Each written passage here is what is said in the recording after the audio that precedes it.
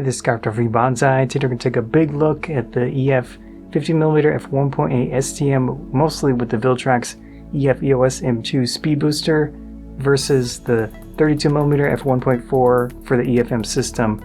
With field of view, they're very similar with this setup, but I do have a few other ones. I'm going to be using the OEM adapter on the 50 for a little bit, and also the 85mm EF lens with the different adapters, just for a little bit of comparison to the 50. Lots to look at. We're going to do autofocus and video tests, and also looking at the images for these two setups in detail.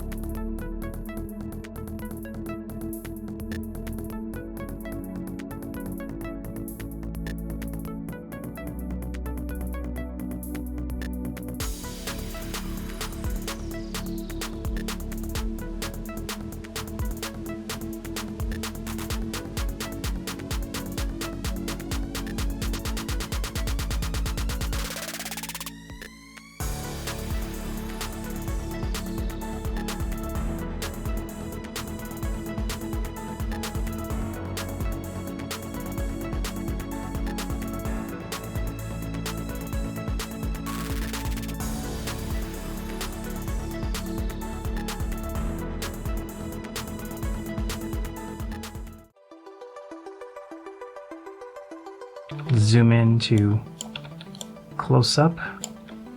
So what I can do in this program is unlock and lock the images, which is nice. You can see definitely a lot less detail in the 50 plus the Viltrox at f1.2. This is f1.4 on the 32mm lens. Let's go to the edge, the image. Same situation. Not really a big difference between the edge versus the center of the 50 plus the Viltrox. Let's go to the corner. Zoom out a little bit. You can see there's some curvature here, definitely less detail. There could be, again, some slight difference here because these books are relatively straight. Check the other side. Here we go. This might be slightly better on this side, but still you can see so much less detail on the 50 plus Viltrox at 1.2. Let's jump up to 1.8. See here, there is an improvement at 1.8 with the 50 and the Viltrox, but still the 32mm lens is a lot better. Let's go to the edge. Same situation. See some more curvature and such as well. So it is better than 1.2, 1.4, but still there is not much detail and still some weird curving. Definitely visually a big benefit to the 32 in this specific situation. Let's jump up to 2.8. Looking at the images, I can tell there is definitely an improvement on the 50 plus the Viltrox. Zoom in to the center. Huge improvement compared to the 1.2, 1.4, and 1.8 on the 50 and the Viltrox. The glowing is pretty much gone. There's more detail. Just looks nice in that situation. Let's try the edge. Same thing. You can see this Noah right here definitely looks better on the 32, but it is a nice improvement over previous apertures. If we look at the edges, still a huge difference. With that speed booster, the Viltrox, the edges are one of the worst areas, of course. You can see and you can tell right here. Jump up to 5.6, 1/50th of a second. At this point, they look very similar. I'm not sure if there is a difference. Let's go to the edge here. You can still see the 32 is a lot better on the edge compared to the 50 in Viltrox. But that is an improvement over 2.8. Chip up to f8. Really don't see any difference. at f8 in the center. Let's try the edge. Still, I think the 32 is better at f8 on the edge of the frame compared to the 50 in Viltrox. Let's try the top corner. Same situation. There is definitely some curving still. You do have more detail than it did have, but in these little lines here, there's still more visible detail on the 32mm lens. Taking a look at the lenses physically, the apertures inside are actually very different between the 32mm lens and the 50. I think the 50 might be a little bit more round towards the smaller end of the apertures. The 32 is also very nice, but there are some situations with the aperture that it doesn't look super rounded. But overall they look pretty nice. Of course, you can look at the background blur and images and decide on that.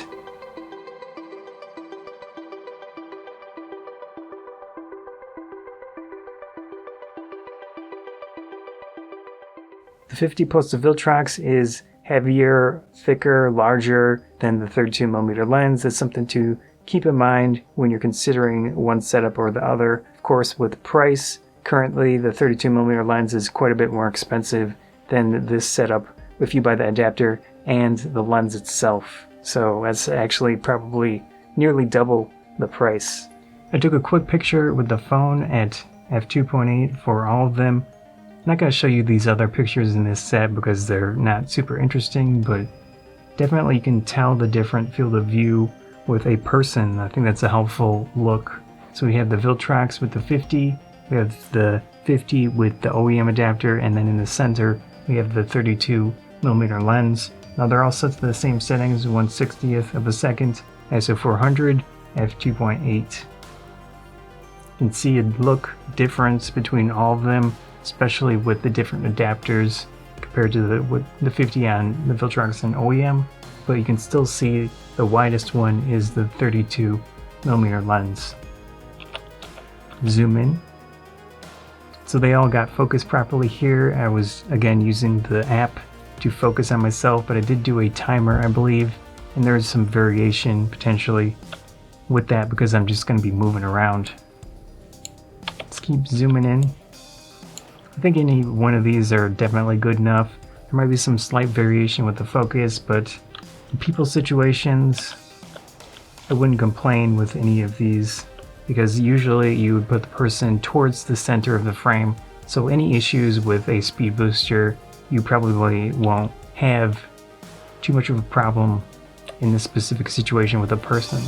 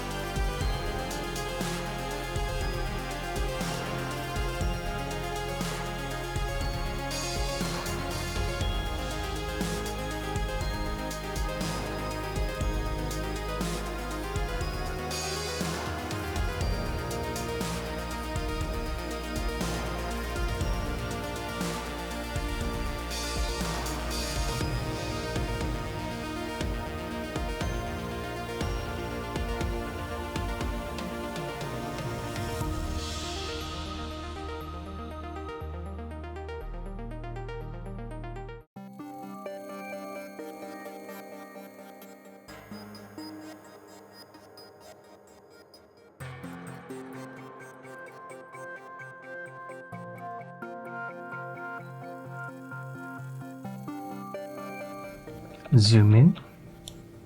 So they look very similar at f8.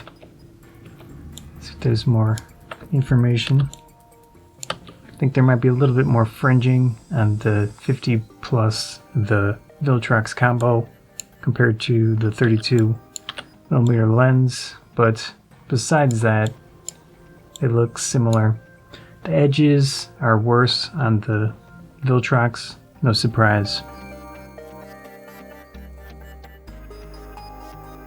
At 5.6, I think there is more detail in the 32, no surprise there.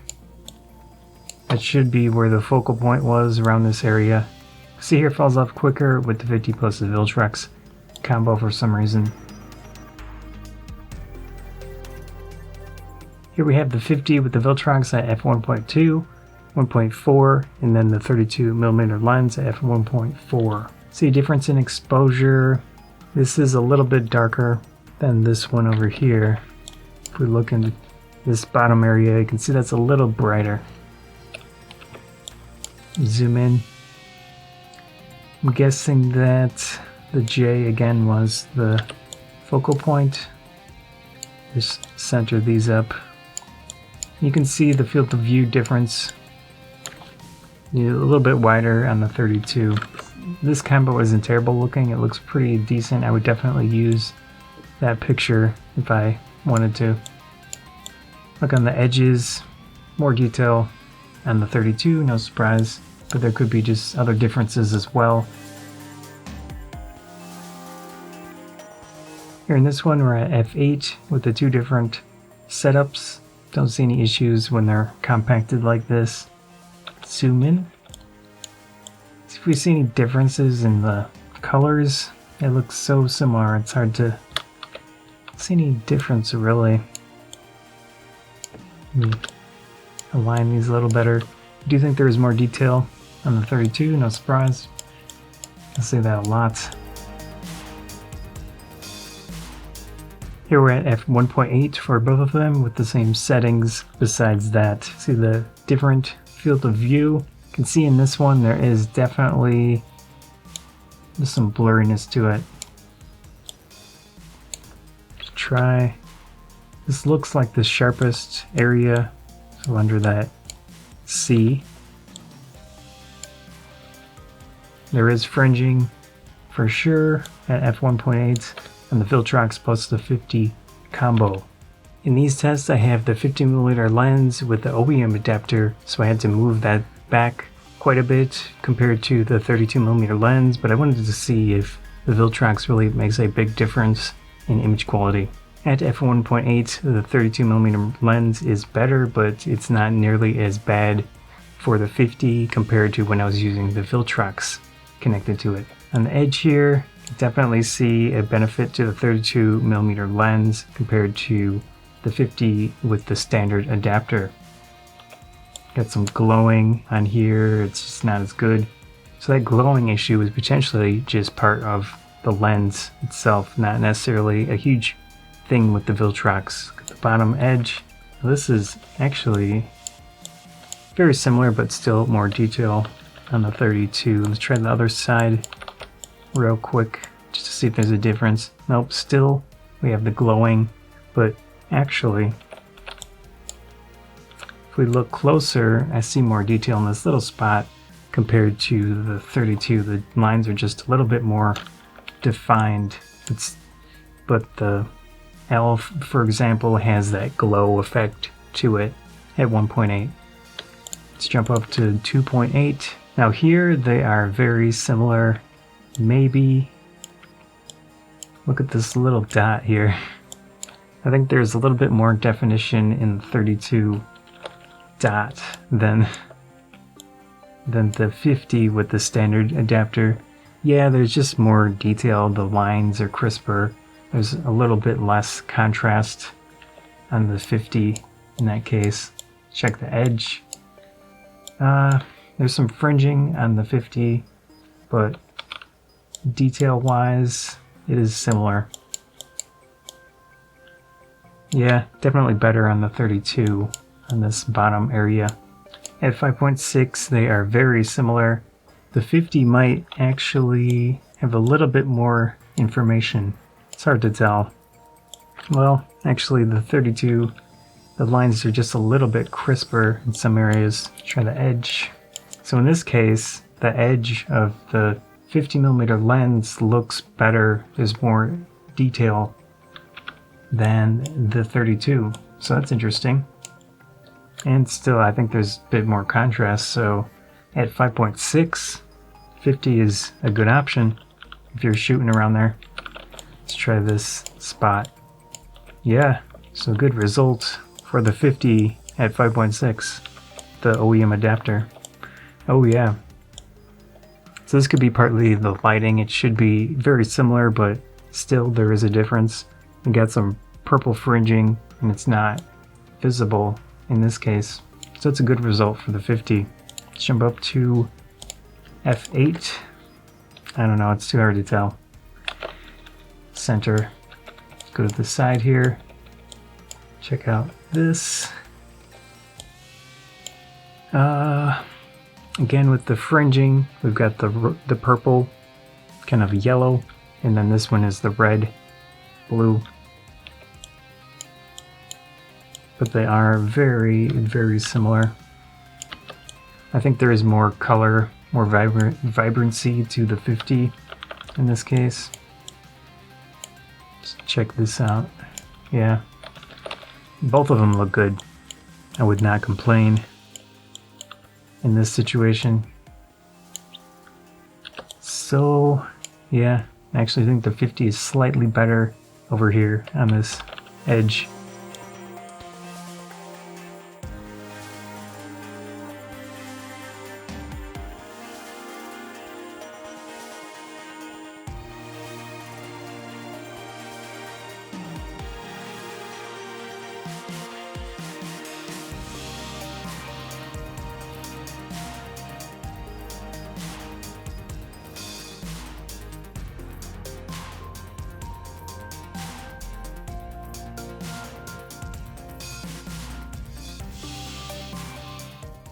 So that was a big detailed look at the 50mm with the Viltrox mostly versus the 32mm lens. Of course we had the OEM adapter and 85 to look at a little bit as well.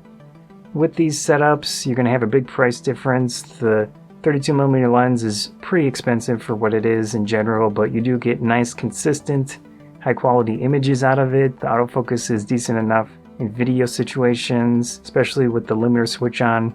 And of course you can focus pretty close with that limiter switch off. And then you've got the 50mm lens with the Viltrox. It's going to be lower cost, even buying both of those pieces, or you can get the OEM adapter, or you can get some third-party adapter that potentially works just as well as the OEM one. A lot of options. You're going to spend less with this setup, but you won't have that perfect native performance of the 32. And image quality wise, the 50 doesn't really stack up in a lot of the aperture ranges, but once you hit f8, it actually is a little bit better in some areas of the image, as far as I can tell, compared to the 32mm lens. So if you want to shoot those narrow apertures, definitely it's a mix-up.